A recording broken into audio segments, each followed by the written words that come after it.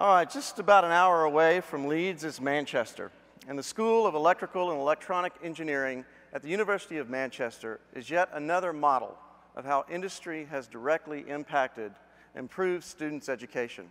So while Leeds was busy detecting cancer and rehabilitating patients this past year, students at Manchester were using NI technology to build a bridge from teaching to research in quite a different industrial sector. So here, to talk about the projects at Manchester, please welcome Senior Lecturer Dr. Danielle George, Peter Green, and student Asan Najafzadeh. She's electric. She's in a family full of eccentrics. Good morning. She's done things I never expected. All right, Danielle, could you tell us about the program? I can, yeah. Thanks, Ray. We're very happy to be here. Hands-on practical work is really important in building the bridge between teaching and research that you were just mentioning. And the lack of hands-on practical work was one of the reasons that the school was ranked 34 out of 36 in the UK's National Student Survey in 2009. At this point, we thought, hey, we've got to change something. We've got to step it up a bit. So we began to integrate NI hardware and software into our undergraduate laboratories and our project work. This delivered much more industrial relevant experiments for our students, and it really enhanced their project-based learning. A good example of our project-based learning is our master's level projects that are sponsored by industry. The impact of these changes was almost immediate, and the student feedback was reflected in our National Student Survey in 2010, and again in 2011. And we've got our fingers crossed for 2012.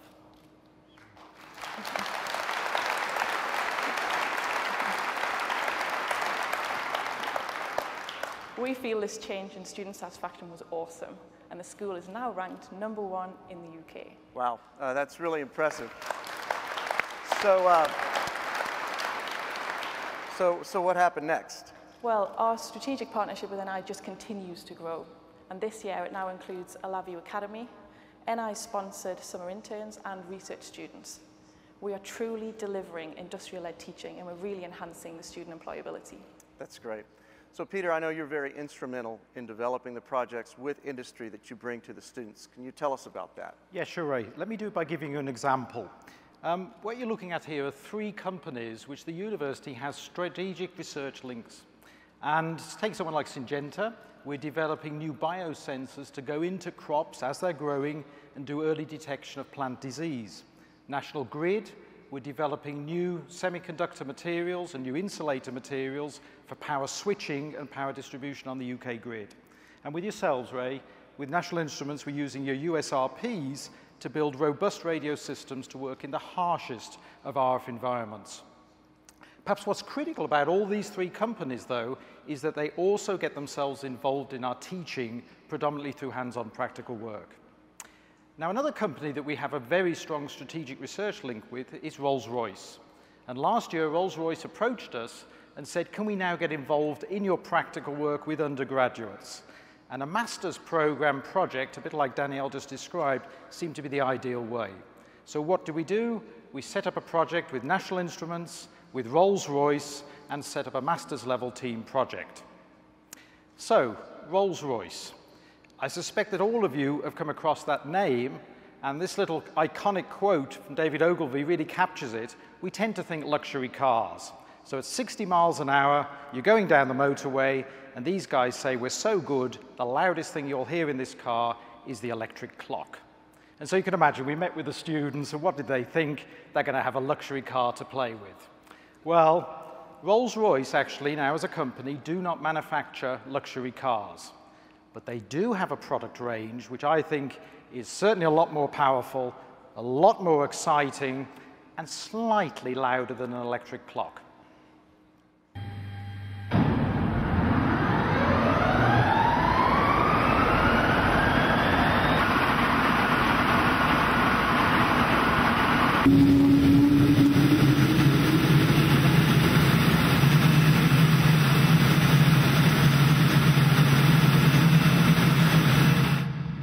Morning. That was awesome. Well, just before I agree with you, perhaps I should remind you, I'm English. I'm allowed 1 awesome a week. But okay, on this occasion, Yeah, let's say that that was awesome. But this is a special week, so I'm going to give myself a second shot. And what I'd like to say is, I think Leeds University getting those 4 awards, that is special, that is awesome.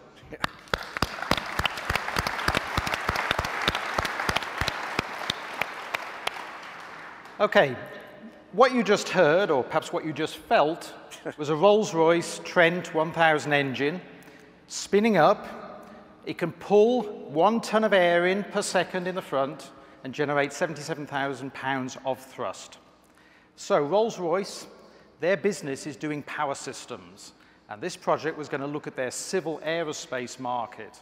And just to give you an idea of the scale of that, somewhere in the world, a Rolls-Royce aircraft powered by Rolls-Royce engines takes off or lands every 2.5 seconds. You know, they really are a world leader in this field. So these students got a nice, exciting project ahead of them. Right, so can you describe a little bit about the student project? Right. So what Rolls-Royce did was they said, when we're developing a new engine, in that development phase, we typically have to put 3,000 sensors onto this engine. And at the moment, we hardwire those to very large data acquisition racks. So what we'd like is this team to investigate the use of wireless sensor network technology to be able to put wireless systems into that gap between the inner engine casing and the nacelle, which you can see in the photograph is quite cluttered. And all that clutter, metallic pipes, hydraulics, control systems, really gives a challenge to achieving that communications. Anyone in RF would know that. That's great. So, Hassan, you were the mentor for the students that developed this system. So can you talk about how they approached this wireless test bed? Well, the first thing I should say is that the students could not afford to buy a Rolls-Royce Trent 900 engine on their project budget. And so they built a life-size wire mesh model to try to replicate the RF behavior of the real engine. They built a LabVIEW-based automated measurement system using 2 USRP software-defined radios and a custom-designed stepper control motor board interfaced with an NI MIDAC. The LabVIEW program positions the 2 measurement antennas using the MIDAC and stepper motor control board. Then the 1 USRP transmits a test signal which propagates the space between the engine casing and the nacelle. The LabVIEW program then analyzes the results. The process repeats for new antenna positions until the whole space is mapped. Wow, this is obviously a very sophisticated and complex application. So how are the measurements made in this one? Well, this VI will measure an amplitude response of the wireless communication channel between 2 antennas. As you can see, one of the antennas actually moving now. As you can see, the amplitude response varies with frequency. So at some frequencies, it may not just be possible to communicate. Now, one of the antennas moves to a new position, and the amplitude response is remeasured. So you can see how much the channel changes with the position of the antennas. These variations are caused by multipass propagation, where the signals are reflecting off multiple surfaces, a bit like trying to talk in a room with a strong echo. These performance measurements can take many hours for a full mapping, and so I will play back what I made yesterday. Here is, as you can see, here's a 3D plot showing the variation of amplitude response with frequency and with position, totally automated by LabVIEW. Okay, so we can definitely see how it's very difficult to make these measurements in this very noisy environment. So based on the measurements then, how are we able to determine which of the wireless standards are best for the wireless sensor network? The VI you are now looking at does just this way. It allows you to measure the performance of many of the wireless standards and also explore your own variations on them. This is made possible by using software-defined radio techniques on the USRPs. So by using LabVIEW, USRPs, MIDAC, and their own mini project, the students have been able to automate a vital set of measurements which will shape the design of wireless sensor networks for instrumenting gas turbine engines. The productivity of the team was fantastic. As a matter of fact, one of the team members will be taking the work forward as a Rolls-Royce sponsored research student at Manchester. Wow, that's great.